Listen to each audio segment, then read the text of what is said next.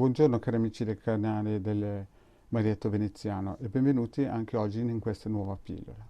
Oggi vi vorrei presentare come creare un cerchio di fuoco in un oggetto o applicarlo in un oggetto che potrebbe essere qualsiasi cosa che noi portiamo tranquillamente in giro con noi tutto il giorno o portiamo nel borsellino oppure una collanina, un anello, un portafortuna, un sassolino.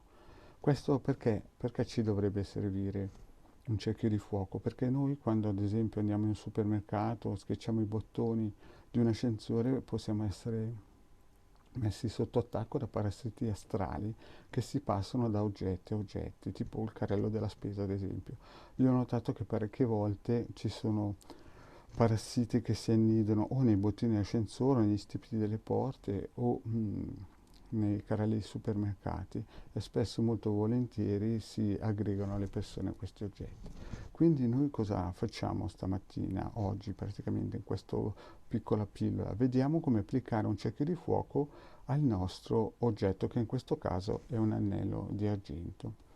Prendiamo il nostro anello, lo posizioniamo sul nostro quadrante radiostesico per le valutazioni a vedere se questo oggetto può andare bene per applicargli sopra il nostro cerchio di fuoco eterico.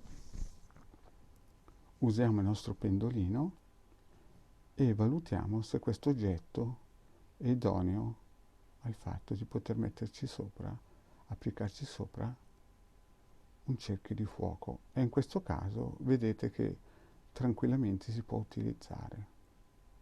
Il nostro quadrante radiostesico per la valutazione ha detto sì.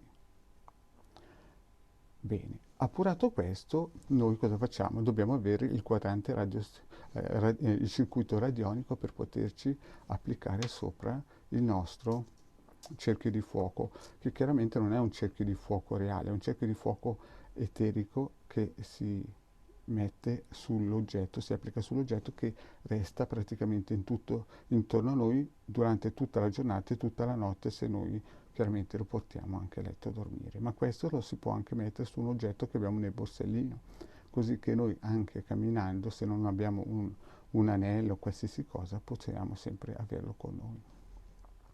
Quindi andiamo a prendere il nostro circuito radionico, il quale lo potete trovare nelle dispense, nei PDF che si possono scaricare gratuitamente nel capitano.altevista.org e per questo vi voglio anche dire che da lì sono già stati scaricati 122.000 PDF in modo gratuito e subito utilizzabili, di cui ogni PDF di media ha 10 circuiti. Quindi in 5 anni praticamente sono stati scaricati più di 1.200.000 circuiti sia radionici e quadranti radiostesici. Quindi andiamo a prendere il nostro circuito, che potete anche trovare nel nostro gruppo di Facebook di me e di Hildegarda. Per chi non conoscesse ancora Hildegarda, è praticamente una delle più famose esoteriste italiane in questo periodo e ha un bellissimo gruppo con me, anzi ne ha due su Facebook e ci potete tranquillamente trovare lì. Bene, adesso vediamo il nostro circuito radionico.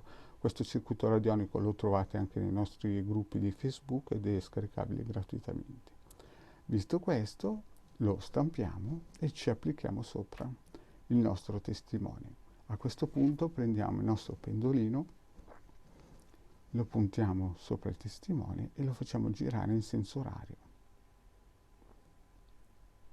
Nella realtà vedete che il pendolino potrebbe girare anche per 5 minuti e questo è quello giusto. Io chiaramente per non stare lì a farvi vedere 5 minuti che gira, lo fermerò subito. Ecco, quando il pendolino si è fermato, vuol dire che il nostro oggetto, che in questo caso è un anello, è pronto e ha il suo cerchio di fuoco attivato. Voi portandolo nel vostro dito siete protetti da questo cerchio di fuoco invisibile e praticamente vi tiene lontano da qualsiasi entità astrale di media grandezza e forza. Bene, cari amici, anche per oggi la nostra pillola E al termine vi dico solo se potete, di iscrivervi al canale del Marietto Veneziano e nel canale di De Garda e di venirci a trovare nei gruppi Facebook. Grazie amici e alla prossima pillola.